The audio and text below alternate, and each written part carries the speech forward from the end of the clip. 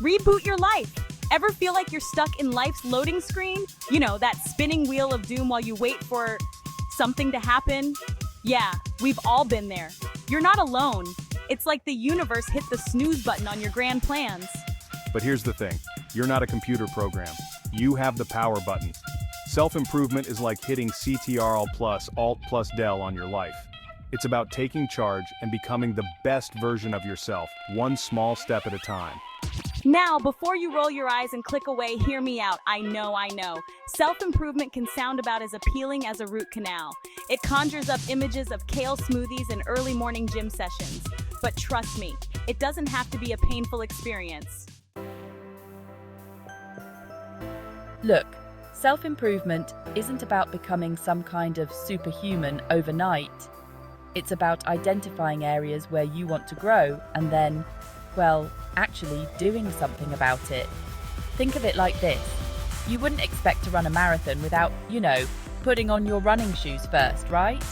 So, where do you even begin? Start by figuring out what better even means to you.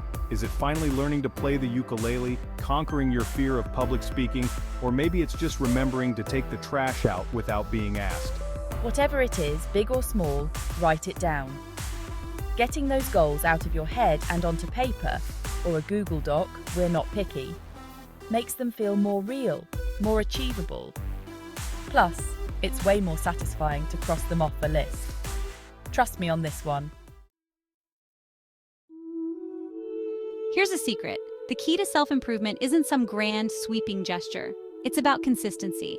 It's about those tiny, seemingly insignificant actions you take every single day that add up over time.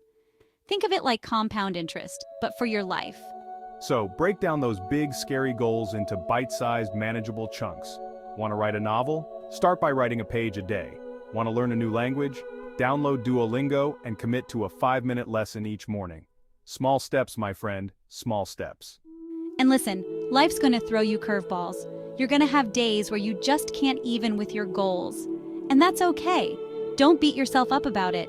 Just pick yourself up, dust yourself off, and start again tomorrow. Now, let's talk about the elephant in the room. That little voice inside your head that loves to tell you you're not good enough, smart enough, or whatever enough. Yeah, that voice is a real jerk. But the good news is you can train it to shut up. Enter positive affirmations. I know. It sounds like something you'd hear at a yoga retreat in Sedona. But stick with me here. The way you talk to yourself matters. If you're constantly bombarding yourself with negativity, guess what? You're going to feel like crap. So start replacing those negative thoughts with positive ones. Look in the mirror every morning and tell yourself something you like about yourself. It feels weird at first, but trust me, it works. And if you catch yourself slipping into negative self-talk, stop, take a deep breath, and reframe those thoughts. Here's the thing about self-improvement. It's a marathon, not a sprint. And just like a marathon, there will be times when you want to give up, when you feel like you're not making any progress.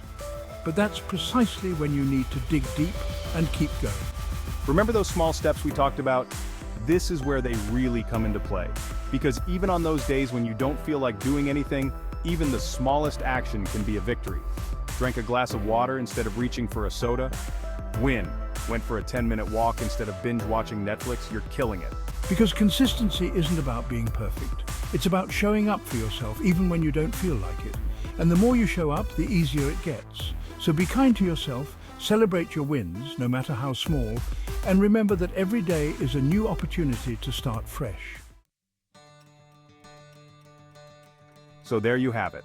Self-improvement doesn't have to be some big, scary monster lurking under your bed. It's about taking small, manageable steps, being kind to yourself, and celebrating those little victories along the way. And who knows? You might even surprise yourself with what you're capable of achieving. Now go forth and conquer those goals, or at least start thinking about conquering them. Baby steps, people. Baby steps. Just promise me you'll start today. Procrastination is so last season.